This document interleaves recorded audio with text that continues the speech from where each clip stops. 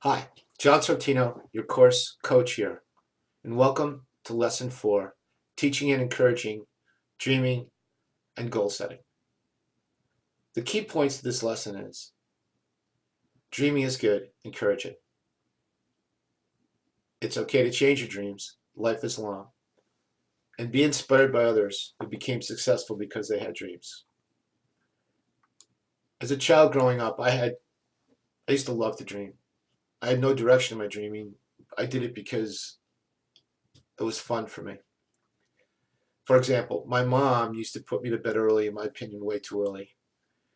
And I used to watch the Three Stooges on TV. So when I went to bed, I used to close my eyes and think in my brain about one of my favorite Three Stooges TV episodes. And in turn, I would end up dreaming about it that night. When I was bored in school, I would look out the window and dream of playing outside. I was a real daydreamer. Now, in this lesson, I'm not talking about that kind of dreaming. I'm talking about making up a dream about your life. And the one rule about dreaming or goal setting is it is okay to change the dream at any time. As you accomplish one dream, you're going to move on to another dream. When I started out my teddy bear business, my dream was to make enough money to pay my bills, both my work bills and my home bills. I had a family. I had a very difficult time at the very beginning because I wasn't running my business correctly. Once I figured that part of it out, my real goal was to make the best bear in the United States. At that time, companies were purchasing product overseas. They're just starting to do it, especially in the stuffed animal business. Pretty much by 1990, I was pretty much the only stuffed animal maker left in the United States. My dream eventually went from making the best bear in the United States to making the best bear in the world. And that's kind of all I focused on. And I thought if I made the best bear in the world, everything else would fall in place, as it turned out it did. Now, why were my bears the best bears in the world? For one thing, I made sure that they were safe for kids. I used the best eyes. I never used a plastic nose that babies can bite out. Um, and they were flame retardant. So I made sure that they were very safe for children. I also made it easy for parents to wash and dry the bears. My bears were 100% washable, and you could just throw them in a dryer, and out they popped out, smelling fresh and kind of new. Be surprised what kids could do with teddy bears. I also guaranteed my bears for life. What does that mean? Well, it means that we would fix bears for any reason. What if a bear ripped? If the bear got something happened to it? Just send it back to us and we'll fix it. We sent it right out. I also one of the things I discovered from my competitors was I stuffed my bears with 100% Dacron polyester, where my competitors, because they bought their bears foreign factories, these foreign manufacturers would sweep the material off the ground and use it to stuff in the stuffed animals. I tore apart a lot of bears, and it was amazing stuff that I would find in it from my competitors. I also found needle parts in some of the bears. Besides having work dreams and visions and goals, I also had personal dreams. I had a personal dream of having a nice house, which I did. I had a dream of having kids, which I have three beautiful kids. Going on vacation. I even had a dream of owning a John Deere riding lawnmower. Dreaming and goal setting puts us on a path to managing our lives. If you can't dream it, then you can't see it, then you can't get there. And in my opinion, dream and goal setting is very similar. So I'm going to use the words back and forth. As I said in one of the lessons, Warren Buffett, I'm reading a book called Snowball about Warren Buffett, and he had clear goals since he was a kid.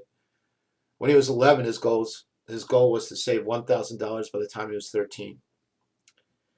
And when he was 13, his goal was to save $7,000 by the time he was 18, which he met both of those goals. And when he was 18, his goal was to become a millionaire by the time he was 35. And he achieved that goal by his mid-20s. Not so certain what Warren's dreams are today. I didn't get to the end of the book yet, but I'm pretty sure that as he achieved each one of these dreams, he set out to do something new. But he maintained a certain investing quality with the people he worked with. I mean, he wanted to be the best investor, whereas I wanted to be the best bear maker. Henry Ford's dream was to make an affordable car, an affordable, well-made car, and sell it to the average person, not just the rich. Before Henry began making cars, the cars were sold to pretty much the wealthy in this country. A lot of them had chauffeurs and things like that. Henry developed a way to make cars 10 times faster than other car manufacturers, which made them less expensive. He could make a new car every hour and a half, while his competitors took over 12 hours on each car. He wanted the workers in his company to be able to afford his car, so he paid them 2.5 times more than other workers were paid in other manufacturing positions. As a side note, he was also the first person to establish the 40-hour work week. One of my all-time favorite people, because I visited his factory, was Milton Hershey. And his dream was to sell candy, something similar to Ford, at an affordable price to the average person, not just the rich. Before Hershey figured out how to make candy using mass production, candy was pretty much sold just to the wealthy. He also, later on in life, from all the profit he would make from this selling of candy, he wanted it to go to the school that he built on his property, which is right next to his factory. He was very philanthropic. He gave away a lot of his money. He made sure that his money to this day is being used for good. Mr. Hershey was raised in rural Pennsylvania. He only went to the 4th grade. His parents traveled around a lot, and he had this idea when he was younger that he wanted to make candy. In 1876, he started his own candy business in Philadelphia, and despite 6 years of hard work, it failed. He started a second candy business in New York City, which also was unsuccessful. It wasn't until 1887, when Hershey established the Lancaster Caramel Company, that he became successful as a candy maker. He used the recipe that he picked up along his way on caramel and sold it and made quite a bit of money with this company. And he used the money from this company, sold this company, and in 1890, used the money that he sold the company with to purchase some farmland, which is now Hershey, Pennsylvania. He wanted to be out in the farm country because he wanted to build a factory that made candy, and he wanted to be close to one of the main ingredients for candy, which was milk. So he wanted the farmers to be able to deliver milk to his factory, and he was very successful with it. Hershey's first, with his new company, the Hershey Candy Bar, was first enjoyed in 1900. I want to thank you for listening to this lesson. That's about it. It's really just kind of simple. Dreaming is good. Encourage it. It's okay to change your dreams. Life is long. And learn from others. Be inspired by others who became successful because they had a dream. Now, your homework this week is to have a discussion with your child about what they dream about and how they see their lives when they get older. And to have your child research Milton Hershey.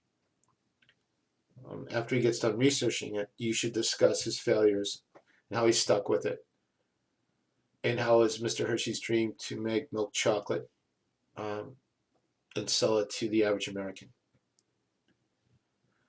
Also, discuss with your child about someday visiting the Hershey Chocolate Company. It's a great trip. If you ever get out in that area, you have to kind of drive to get there, but it's well worth the visit. Thank you all for listening. I will see you all in lesson 5, which is the different types of kids, from the really smart ones to the ones who fail in school, and how they make different type of entrepreneurs. Thanks again. See you later. Hi, John Sortino.